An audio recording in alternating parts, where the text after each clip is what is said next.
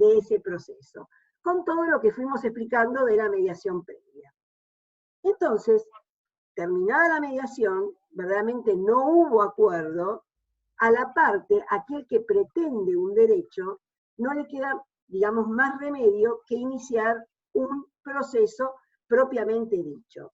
Pero se van a acordar también, y esto lo vimos en la unidad anterior, que muchas veces el proceso no se iniciaba específicamente con un escrito de demanda.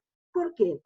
Porque habían elementos que le faltaban al actor, aquella persona que quería demandar, para poder iniciar el proceso. Y se acuerdan que hablamos entonces de las diligencias preliminares y hablamos de las medidas probatorias anticipadas, ¿sí?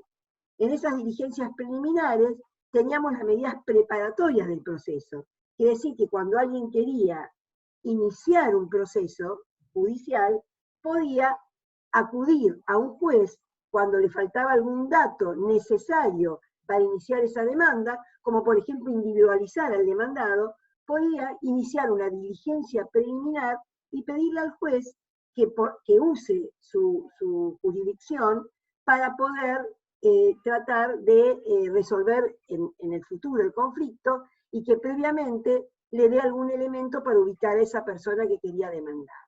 Eso eran las diligencias preparatorias del proceso. Entonces así tenemos que si tenemos un proceso que tiene un comienzo, que es con la demanda, y tiene una finalización, que es una sentencia, vamos a tener que antes de esa demanda hay una serie de actos que van a ser los actos que denominamos diligencias preliminares, ¿sí? Ahora bien, ya culminamos, ya sabemos quién es el demandado, si hicimos las diligencias preliminares, ya fuimos a la mediación y verdaderamente tenemos una pretensión. ¿Cuál es esa pretensión? Supongamos que tengo la pretensión de poder iniciar un juicio de daños porque sufrí un accidente en la vía pública, ¿sí? Entonces, esa pretensión la tengo que plasmar en un escrito, que es el escrito de demanda. No sé, Marcelo, si querés arrancar acá un poquitito con esto que ya fueron, no sé, no está Marcelo, ¿no? No. Sí, estaba Marcelo, ¿cómo no está Marcelo? No te no miro, Marcelo. Estás, Estoy posando ahí, tomando sol. Sí, Estás tomando tomando sol, sol. en otro lugar, lejos de acá. Bueno, Marcelo, creo que No ustedes podía viajar. ya le subiste el audio con, perdón, ya le subiste el audio con la clase de demanda, ¿no? En realidad lo que subí fueron 2 videos. Sí, Así que bueno, bueno, video. sí, sí, sí, Audio, sí. video. Yo soy un tipo de video. A vos te gustan las cámaras. Me ama la cámara. Me ama. Bueno, Marcelo, ¿querés explicar un poquitito todo eso y después, Lástima que yo no salgo favorecido por la cámara, pero bueno, no importa, me ama igual. Estamos todos iguales, quédate tranquilo. No, no, no es tu caso, no. Dale, dale, dale, dale, dale, dale. Bueno, les pido por favor que me digan, decime vos, Silvia, si se ve la cámara, Perfecto. lo que yo estoy viendo ahora, El que es el escrito de escrito demanda, sí. de demanda. ¿Lo pueden ver? Sí. Lu, Está perfecto, yo lo veo es como perfecto. Lara Andrade. Sí, sí, sí, los chicos dicen que sí. Bien, perfecto. Yo por eso lo que les voy a omitir las explicaciones acerca de la demanda porque ya las dio la doctora Silvia Wannon respecto de que se trata de un acto de mera iniciación del proceso, por lo cual yo no voy a hacer más aclaraciones, aparte me canso de decir un montón de cosas en los videos, por lo cual acerca de qué es la demanda y su diferencia con la acción y la pretensión, así que no voy a ser reiterativo con eso. Lo que sí me parecía interesante, y si tienen el código a mano, la verdad es que vendría bárbaro que lo tengan, es que veamos juntos el ejemplo o la ejemplificación del artículo 330 y cómo en este escrito que nosotros les dejamos en el expediente testigo van a encontrar cumplidos los requisitos a los que hacemos mención cuando hablamos de la demanda. ¿Sí? No me quiero extender demasiado y arranquemos directamente con el análisis de este escrito de demanda. Este escrito de demanda se trata de una demanda de daños y perjuicios, y para poder hacerlo hay que cumplir con una serie de requisitos, como dije. El primero de esos es indicar el nombre y domicilio del demandante. Como ustedes saben y ya vimos en los actos procesales, todo escrito debe hacerse de una manera determinada, tiene que llevar un encabezado, y en ese encabezado lo que tiene que haber siempre es el domicilio constituido de la parte, la carátula y el nombre del abogado, ¿sí? Además del nombre de la parte. Bien, acá lo vamos a encontrar. Vamos a encontrar que alguien llamado Rodríguez, no pusimos el nombre, obviamente por una razón de identidad de esa persona, para no decir quién era, porque esto se trata de un expediente real al que nosotros le borramos los datos. En esta causa, nosotros lo que vamos a encontrar es el nombre de la parte, y está la aclaración, en este caso, de algo que vimos cuando vimos las partes, que es que lo hace por su propio derecho. Esto quiere decir que se presenta con un letrado patrocinante y no que lo hace mediante un apoderado.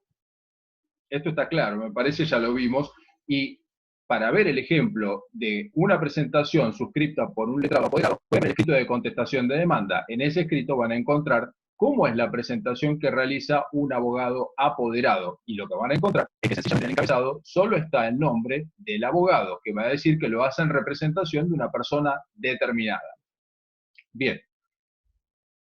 El domicilio que hay que indicar es el domicilio real al hablar de el cumplimiento de nombre y domicilio del demandante o nombre y domicilio del actor, ¿sí? Acá lo que vamos a ver es que esta persona tiene domicilio real en la calle, bla, bla, bla, no sabemos cuál es, de la localidad de Remedios de Escalada, Lanús. Bien. Además de eso, cuando dice el domicilio real, no nos dice otra cosa el artículo, pero lo que sí nosotros sabemos es que por el cumplimiento de las normas referidas a las partes, cada vez que alguien se presente a proceso, en la primera ocasión en que se presente a proceso, debe cumplir con una carga muy específica relativa a su domicilio, esto es, denunciar su domicilio real, pero además de eso, constituir un domicilio procesal a los fines del proceso. ¿Y por qué es importante esto? Porque todas las notificaciones que se practiquen por cédula en el domicilio físico de esa persona se van a dirigir a ese domicilio constituido o procesal. No sé si es claro hasta acá. Silvia, ¿vos me escuchás?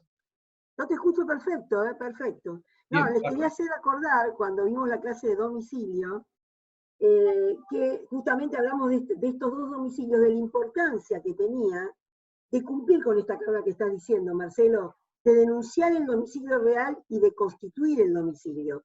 Porque fíjense que de no cumplir con esa carga, y eso por eso les dije que leyeran bien el artículo 40 y 41, las consecuencias podían ser bastante graves para la parte. Esto estaba relacionado con todo el tema de las notificaciones, porque si no se constituía domicilio, es decir, este domicilio que les dijo el doctor, que era aquel que se constituía dentro del radio del juzgado, todas las notificaciones que tenían que ir a ese domicilio, esas notificaciones iban a ser por nota. Y se acuerdan que dijimos que la notificación por nota era una ficción, con lo cual no es que está verdaderamente notificado. Entonces fíjense la importancia de en esta primera presentación, si fue el escrito de demanda, porque acuérdense que podían haberse presentado antes por una diligencia preliminar, la importancia de constituir domicilio y de denunciar el domicilio real. ¿Mm? Sí, Marce, era un poquito refrescar lo que habíamos dado, ¿no? perfecto. Bien. Además de eso, como en este caso se trata de una presentación por derecho propio, lo que vamos a encontrar, además del cumplimiento de la carga de los domicilios. Perdón, Marcelo, no la saludé, que está la doctora Giovanna, que la estoy viendo ahora, Paola, y está Ludmila, no las había visto antes. Bueno, listo, ya estamos todo el plantel acá, parte del plantel, ¿eh? Sí, y también Paola. está Mónica, que no aparece acá. Pero bueno, pero Mónica, como no es de nuestra, no la presento a los alumnos porque ellos no la van a conocer desde otras comisiones. No, pero lo que tienen que saber es que tenemos, hay infiltrados en esta. Sí, tenemos espías, ¿eh? Bueno, Vos espiaste el otro día al doctor Seltzer también, Marcelo. Sí, es cierto, yo pasé para saludar nada más. Lo vi que estaba por arrancar y le dije Pero te hola Martín y escracharon, me ¿viste? fui.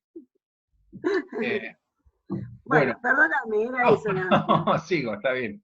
Eh, Además de eso, lo que vamos a encontrar cumplido acá es la carga de indicar, como les decía, el nombre del abogado patrocinante. Si lo leen acá en lo que yo estoy viendo, dice con el patrocinio letrado de la doctora Herrera, ¿sí? Y hay que indicar siempre los datos de matriculación del abogado. Cada vez que lo hacemos tenemos que indicar el cumplimiento de esos datos. En este escrito en particular, no vamos a encontrar el cumplimiento del requisito que tenemos en todos los escritos, que es indicar la carátula, porque en el escrito de demanda no lo vamos a encontrar porque todavía no lo tenemos, ¿sí? O puede ser que lo tengamos, pero no se consigna tradicionalmente en el escrito de demanda ese dato.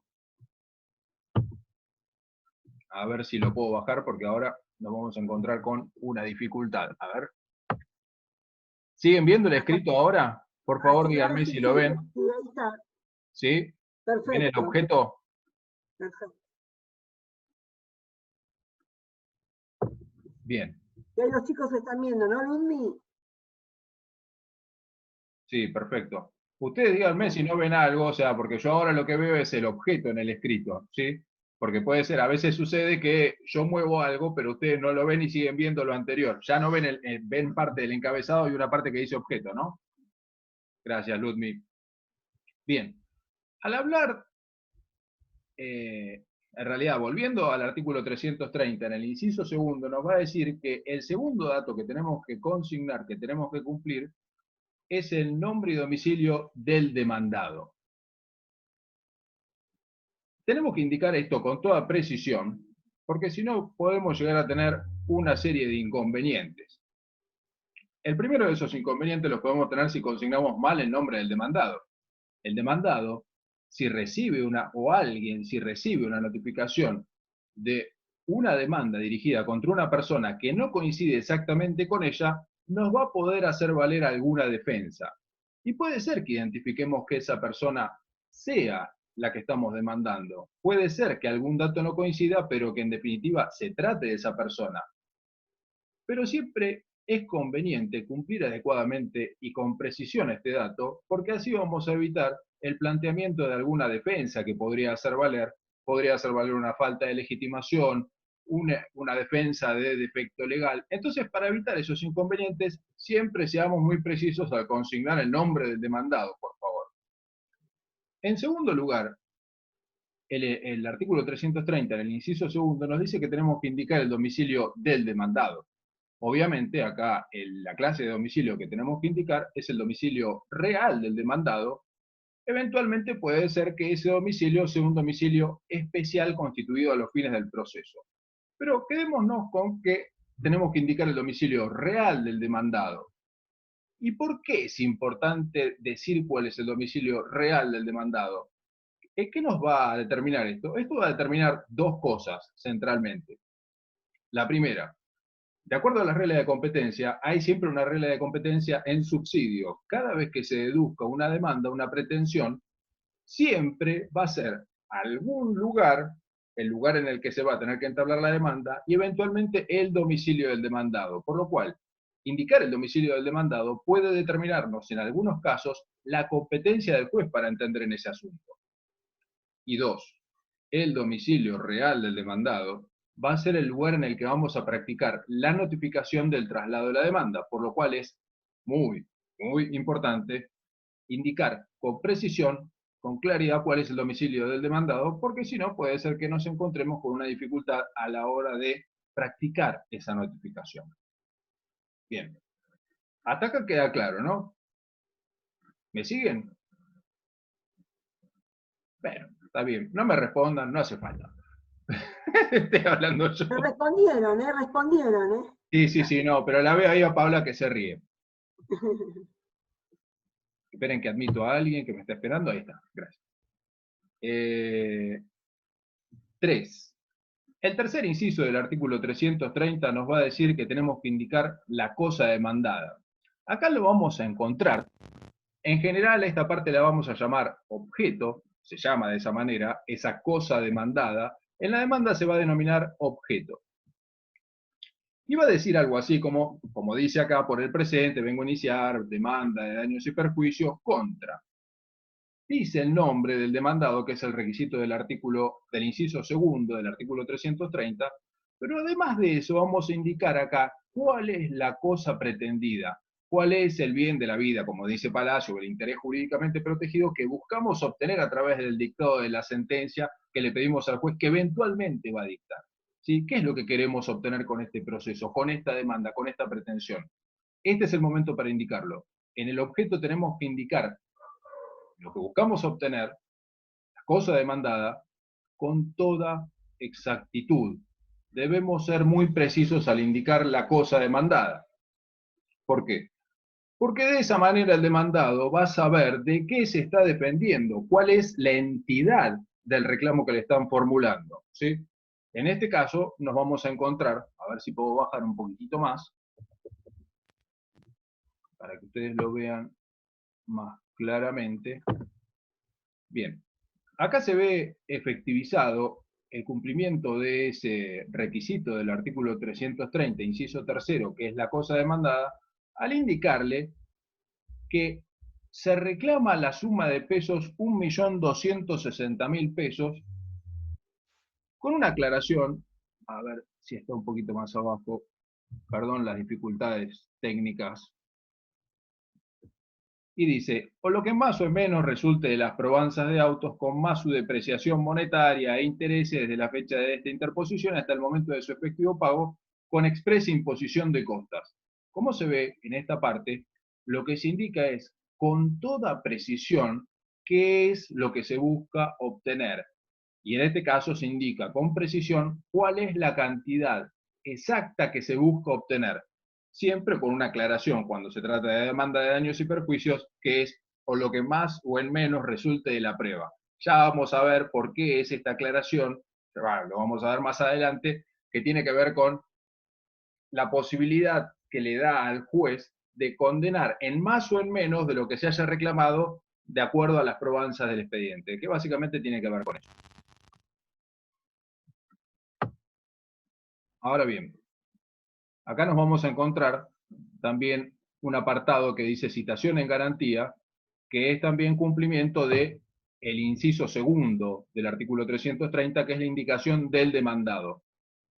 En rigor de verdad, podemos decir que no se trata exactamente de un demandado, pero tiene exactamente todos sus derechos. O sea, su participación, la de la citación en garantía, está supeditada a que la demanda continúe ostentable contra un demandado determinado.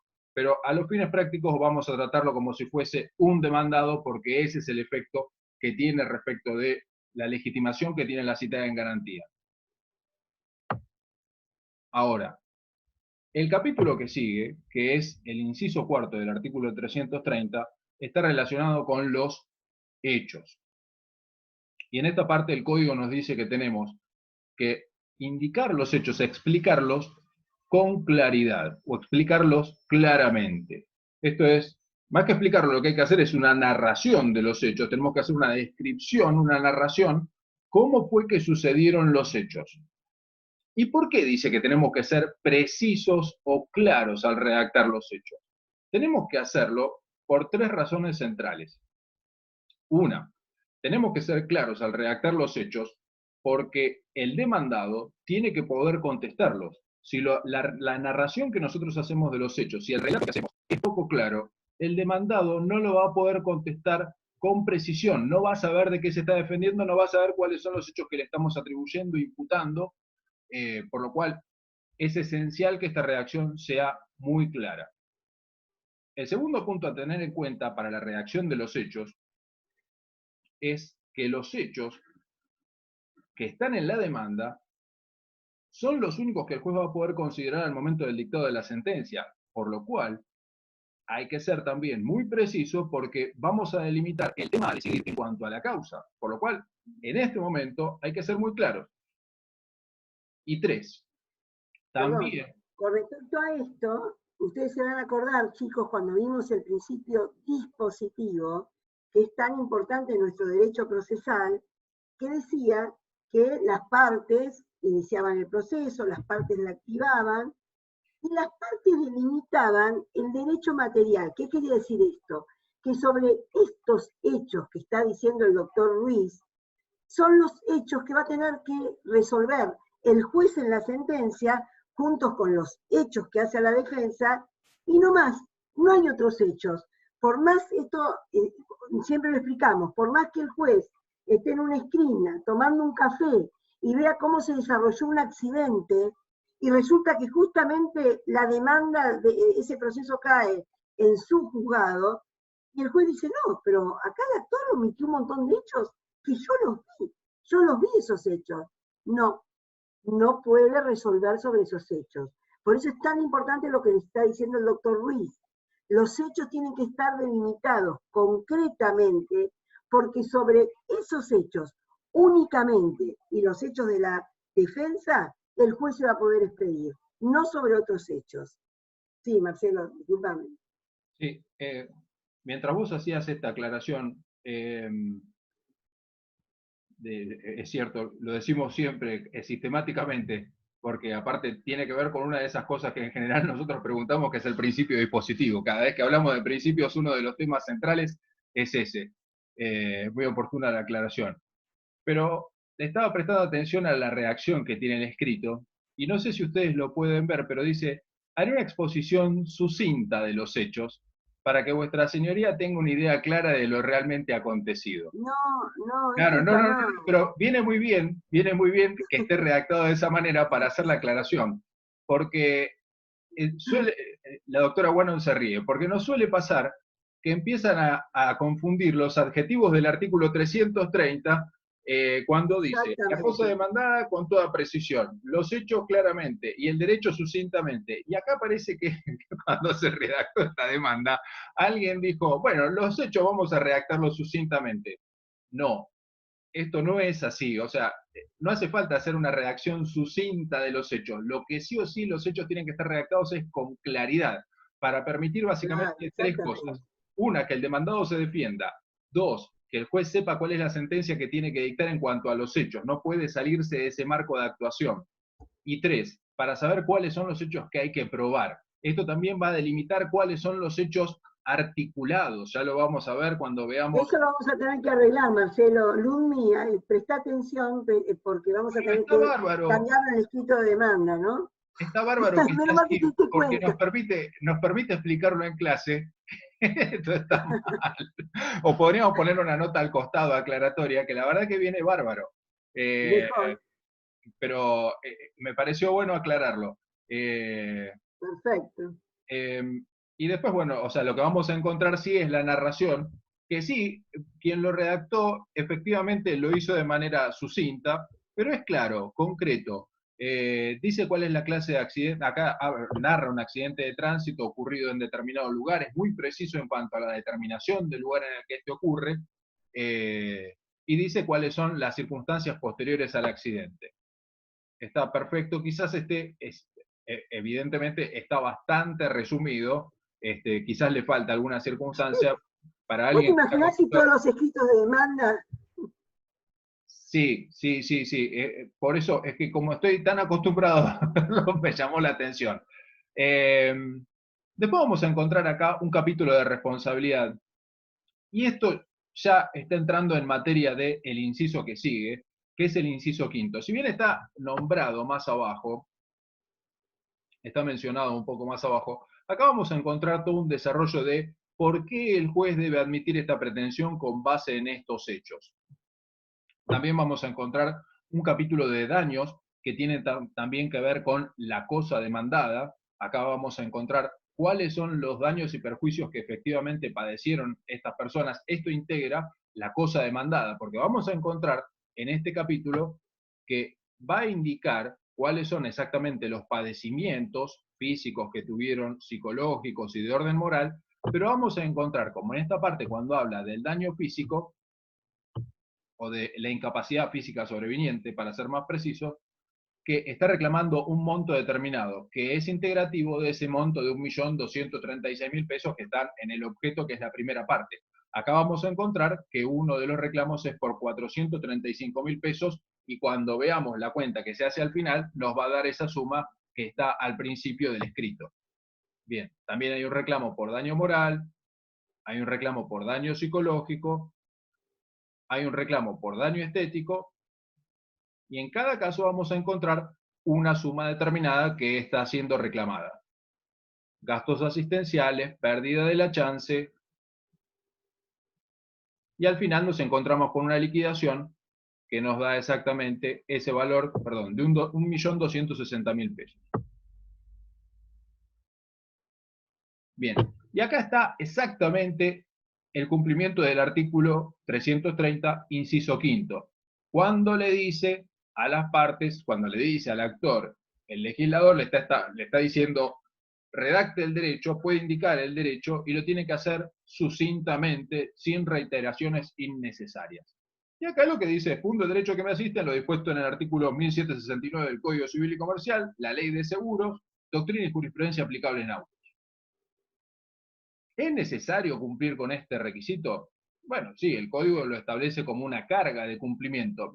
La pregunta es, ¿qué sucede si no cumplo con este requisito? ¿Cuál es la consecuencia? Bueno, la consecuencia de no cumplir con este requisito es que no habré satisfecho la norma en su totalidad. Pero el juez puede dictar sentencia de todas maneras. Sí, lo puede hacer, nada lo impide. ¿El demandado se puede defender? Esta es la verdadera pregunta. ¿El demandado se puede defender si yo no indico el derecho aplicable al caso? Si no indico exactamente las normas, o digo sencillamente, me fundo el reclamo en el Código Civil y Comercial vigente. ¿Alcanza? No, claro que no. Pero, ¿acarrea alguna consecuencia disvaliosa? No directamente. No hay ninguna consecuencia porque acá viene en aplicación un adagio romano muy viejo, una expresión acuñada en el foro que se llama iura novit curia, o nosotros la conocemos de esa manera, que es básicamente el juez conoce el derecho. Por lo cual, si yo no indico exactamente la norma o equivoco la norma aplicable, no va a haber ninguna consecuencia inmediata disvaliosa. Ahora, ¿me conviene indicar el derecho aplicable? Sí, siempre, porque si hay alguna duda en cuanto al encuadre jurídico, es siempre preferible indicar la norma aplicable para esta demanda, para este caso, para poder resolverlo, porque de esa manera yo le voy a dar una guía al juez de cuál es el reclamo efectivo que estoy formulando cuando pueda haber dudas en ese reclamo, ¿sí? Por lo cual siempre es conveniente hacerlo. Sí, Pero fíjense, ya sabemos que chicos, no hay una que, consecuencia negativa inmediata. claro, Perdón, Silvia. no, termina la idea, sí, sí. No, no, No, no, que yo no, hasta ahí llegué. con respecto a esto les quería decir que fíjense que cuando hablamos del juez y de los deberes del juez, uno de los deberes primordiales del juez era no solamente dictar las resoluciones, sino motivarlas o fundarlas. ¿Fundarlas cómo? Fundarlas de acuerdo a todas las constancias del expediente y a las normas jurídicas que va a aplicar justamente para encuadrar esos hechos en esas normas jurídicas. Por lo tanto, lo digan los abogados, no lo pongan las partes, lo pongan mal, el juez tiene el deber de fundar sus resoluciones y el deber de justamente incluir lo que es el derecho. Y ustedes me preguntarán, ¿y el juez se puede equivocar? Sí, se puede equivocar. O sea, el juez tiene el deber de poner el derecho, pero el juez se puede equivocar y puede invocar una norma equivocada que a su criterio se aplica y no se aplica al caso. ¿Qué es lo que puede hacer la parte? Lo vamos a ver más adelante, es justamente apelar, es decir, impugnar esa resolución del juez que le es desfavorable cuando considera que el juez cometió errores, en este caso de derecho, ¿sí? Bueno, Marcel, perdón. No, no, no, Acotaciones así. perfecto. Acá nos vamos a encontrar con un capítulo que se llama Prueba, en donde está el ofrecimiento de los medios probatorios. Desde el año 2002, que hay una modificación importante, trascendente dentro del Código Procesal, que eliminó una clase de proceso, esto no viene a cuento, lo central es que a partir de ese momento, si yo quiero ofrecer prueba, siempre debo hacerlo, o casi siempre debo hacerlo, para demostrar los hechos que estoy alegando. Ya el titular se va a encargar de decir que es muy importante probar porque hay también un adagio que dice básicamente hay que probar o sucumbir dentro del proceso. Se va a encargar él de aclararlo mucho mejor que yo. pero necesariamente hay que ofrecer los medios de prueba si lo quiero hacer en este momento, porque de acuerdo al artículo 333, toda la prueba debe ser ofrecida en el escrito de demanda, y ya vamos a ver que si el demandado quiere hacer lo mismo, lo tiene que hacer al contestar la demanda, al momento de ejercer su defensa, y no se puede hacer en una oportunidad posterior, por lo cual el ofrecimiento, que quiere decir básicamente indicarle al juez cuáles son los medios probatorios de los que yo pretendo valerme para demostrar los hechos invocados y demostrar que los de la contraria no son ciertos, lo tengo que hacer en este momento, en los escritos constitutivos de demanda y contestación. El artículo 333 se refiere en particular a la demanda. Bien. Sí, acuérdense, chicos, también que vimos un principio muy importante procesal, que era el principio de preclusión. ¿Se acuerdan que ese principio de preclusión lo que decía era que si las partes no ejercen las facultades que les dan las normas jurídicas para realizar los actos procesales en un momento determinado, pasado ese momento le precluía la posibilidad de poder hacerlos, es decir, perdía la facultad de poder ejercerlos. Quiere decir que si el código expresamente dice que las pruebas se tienen que acompañar y se tienen que ofrecer con los escritos constitutivos del proceso, es decir, demanda y contestación de demanda, si la parte no lo hizo, perdió la posibilidad de hacerlo, ¿sí? Esto también se relaciona con otro tema que vimos más adelante, que es el tema de los plazos. ¿Se acuerdan que hablamos que los plazos en el procedimiento civil eran plazos perentorios? Vencido ese plazo, se perdía la posibilidad de poder ejercerlo. ¿Mm? Sí, Marcel. Perfecto. Por último. Perfecto, ¿lo dije bien? Me encantó. No pudiste ser más clara. Acá son varios profesores que nos están controlando, ¿eh? Así que tenemos que tener cuidado con las cosas que decimos. ¿Eh? Sí, ya. Hasta de otras cátedras también, así que... Sí, no se puede, así no se puede. Estamos invadidos. Finalmente, el artículo 330, en el inciso sexto, nos dice que tenemos que plasmar en una petición concreta y positiva cuál es exactamente lo que le vamos a pedir al juez. Esto casi es un resumen, pero es casi una consagración del principio dispositivo que tenemos que plasmar concretamente qué es lo que le estamos pidiendo como objeto inmediato en esta pretensión. Y básicamente nos vamos a encontrar que lo que le vamos a pedir al juez es básicamente que provea nuestra presentación, que la despache, que nos tenga por presentado, parte lo van a encontrar en el petitorio que les estoy mostrando, que tenga por denunciado el domicilio real, constituido el procesal, que ordene el traslado de la demanda, que tenga por ofrecida la prueba, que eventualmente en su momento provea los medios probatorios ofrecidos, y centralmente en su momento que dicte sentencia. Este es el verdadero objeto inmediato al que hace referencia Palacio cuando nos habla de el objeto inmediato de la pretensión. ¿Qué clase de pronunciamiento le estamos pidiendo que dicte? Esto es, que dicte una sentencia de condena, y en este caso en particular le vamos a pedir que dicte una sentencia condenando al demandado a la reparación de los daños y perjuicios reclamados, con una aclaración final, que es que también se haga cargo de las costas, porque esa es la regla de oro en materia de gasto de justicia, gastos que se generan dentro del proceso, de acuerdo al artículo 68, el pierde paga, ¿sí? Así que vamos a tratar de que pierda el demandado, por lo cual va a tener que soportar los gastos de... No se escuchó lo último, ¿eh? No sé, ¿lo escucharon, Luni? ¿Vos lo escuchaste? No se cortó el audio. Marce, se cortó un poco el audio. A ver, ¿ahora me escuchan? Ahora sí, ¿no? Sí, ahora sí. ¿Ahora me escuchan? Sí, la última parte. No, la última parte, lo único que aclaré fue que el demandado, perdón, el juez, la última petición que le vamos a formular en esta petición concreta y positiva es que dicte un pronunciamiento de condena en contra del demandado, a lo cual le vamos a añadir también, aunque no es necesario, que se lo condene a pagar las costas del proceso también, ¿sí? El juez siempre tiene que dictar una condena en costas cuando dicta sentencia, porque así es su obligación, es un deber que él tiene de acuerdo a los artículos 163, 68. Cada vez que él dicte sentencia va a tener que imponer costas. Sea una sentencia interlocutoria o definitiva, ya vamos a ver de qué se trata todo eso. Pero Espero que se haya entendido hasta acá. Estas son las aclaraciones que queríamos hacer, teniendo a la vista la copia del expediente, y obviamente espero que lo hayan podido seguir junto con el código en el artículo 330 que les pedí que fueran leyendo, sin perjuicio de que yo iba haciendo mención de cada una de las normas. Silvia, no sé si tenés alguna aclaración que formular. Quería preguntarle a los chicos, porque esto es importante, a ver si se acuerdan, que cuando hablamos de todo el tema de cómo se podían presentar las partes, y vos dijiste bien que se podían presentar por su propio derecho o por apoderado, quería preguntarles a ver si sabían quién iba a firmar este escrito de demanda, de acuerdo a cómo se presentó la parte. A ver, chicos, ¿quién me parece que va a firmar ese escrito de demanda? Si es por su propio derecho, tiene que firmarlo la persona, la parte. Bueno, muy bien, perfecto. Y suponete que se hubiera presentado un apoderado en representación de una parte determinada. ¿Quién iba a firmar ese escrito de demanda? El apoderado, pero creo que también tiene que presentar el poder.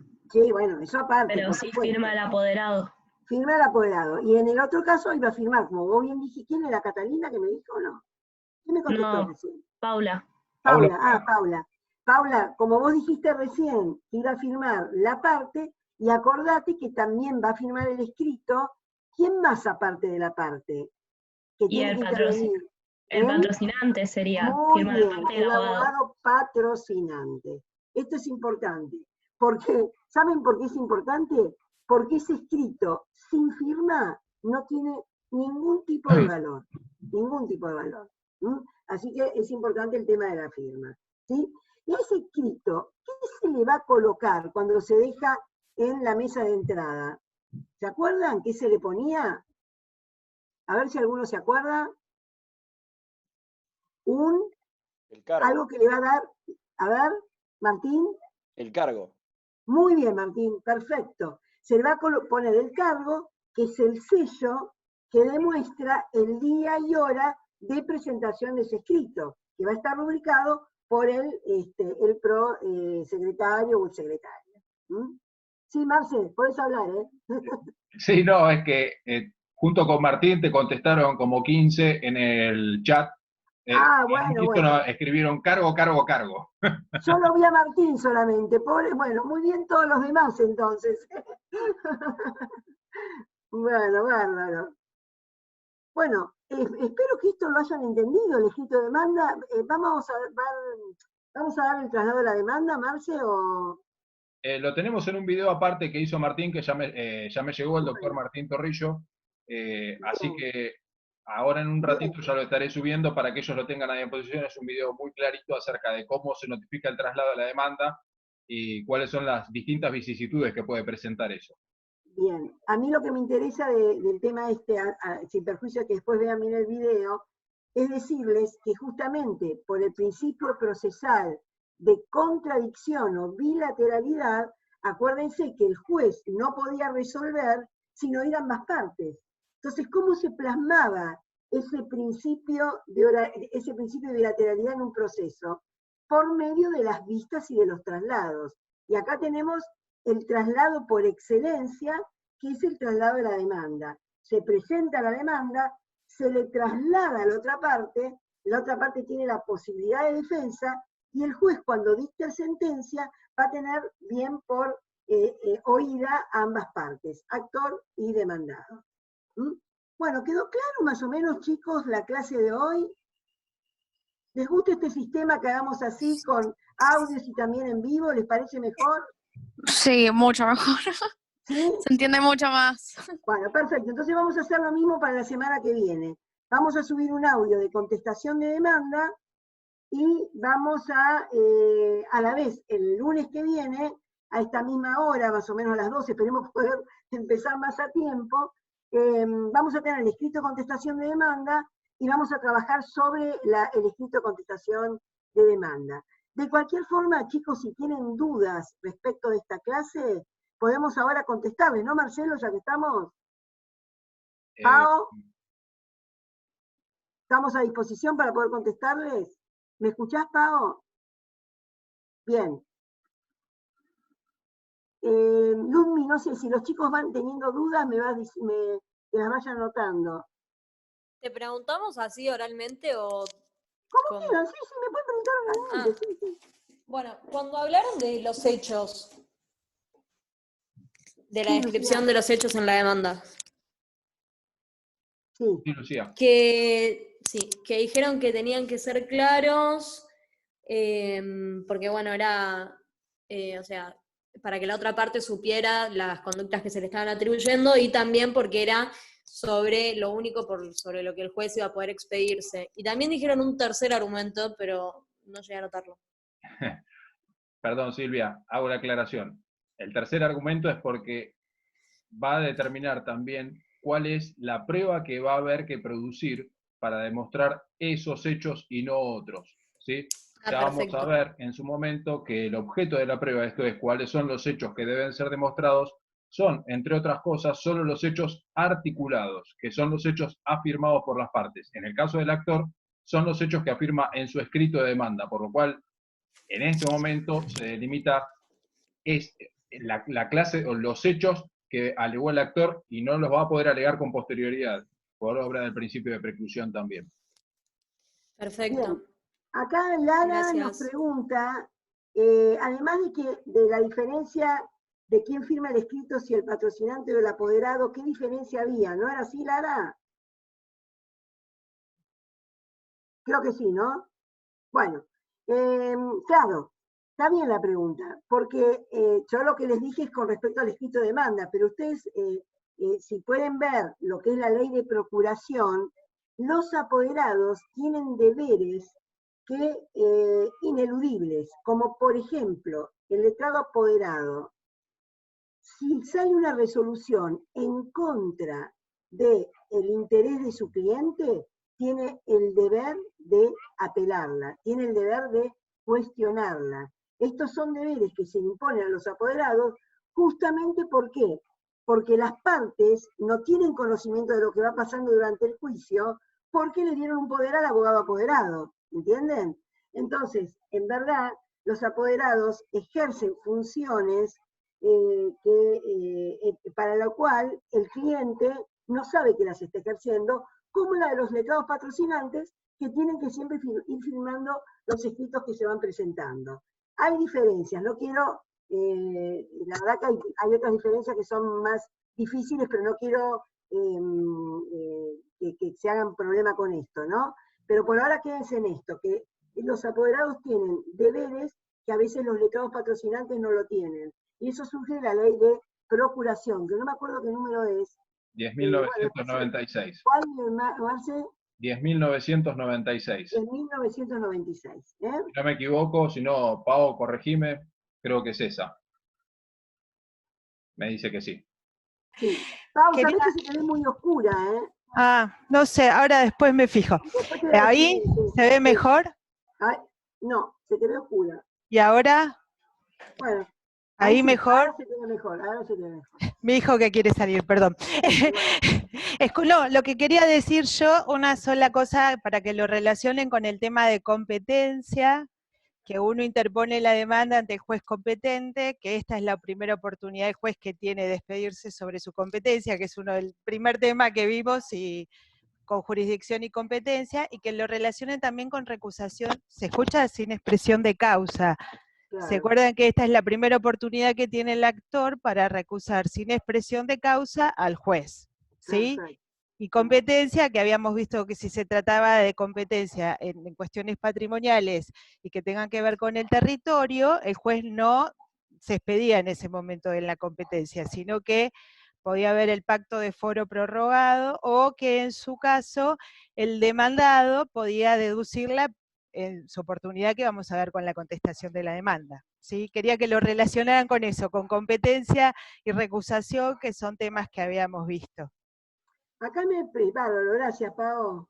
Acá me están preguntando cómo era que la firma de los escritos, si la parte del letrado patrocinante era así la pregunta. A ver, era así, ¿no? Sí. Bueno, el tema es así.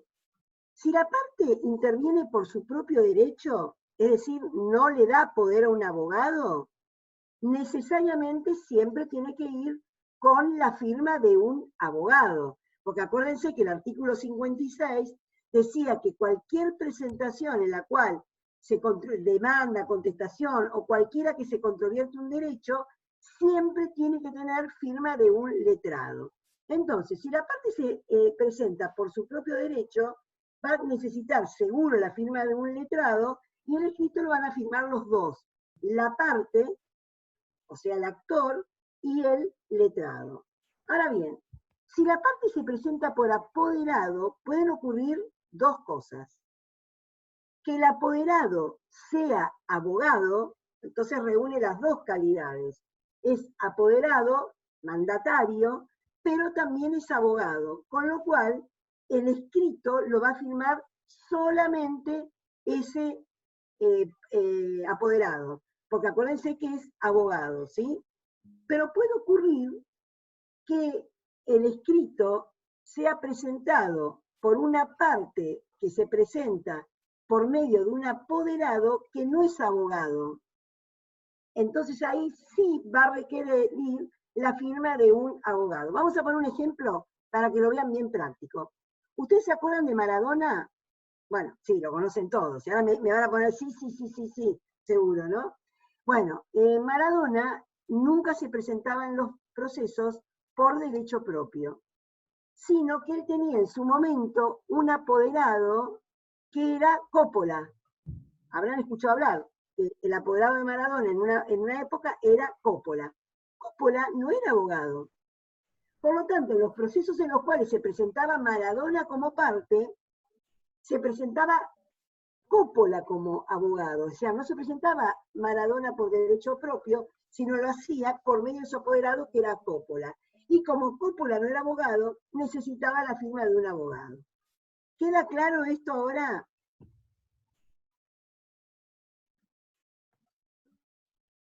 ¿Queda claro, sí o no? Sí, sí. ¿Sí? Clarísimo. Silvia. Bien. A ver, ¿qué otra pregunta? Silvia, Sí. te hago una aclaración. Tengo que entrar a otra clase en este momento, ¿sí? Perfecto. Así que la voy a dejar a Ludmi como Sí, anfitriona. no, nos quedamos ¿sí? nosotros, pero escúchame, Marcelo, porque acá me están preguntando si la semana que viene, en vez de a las 2, puede ser a las 3:30 que ¿Sí? estemos, pero sé que vos podés la semana que viene. Sí, la semana que viene sí. Ah, perfecto. Entonces, si quieren, ¿les viene mejor la semana que viene 3:30? ¿Sí? Están contestando que sí, ¿no? Sí, sí. Bueno, Alguien puso que tenía Algunos otra tienen clase. otra clase a esa hora, porque ¿cómo? Que hay varios que pusieron que tienen otra clase. que tenían otra tienen clase. Ah, qué macana. Bueno, no sé qué decirles entonces. Nosotros no tenemos problema, pero tendríamos que, en tal caso, Ludmi, recabá más o menos.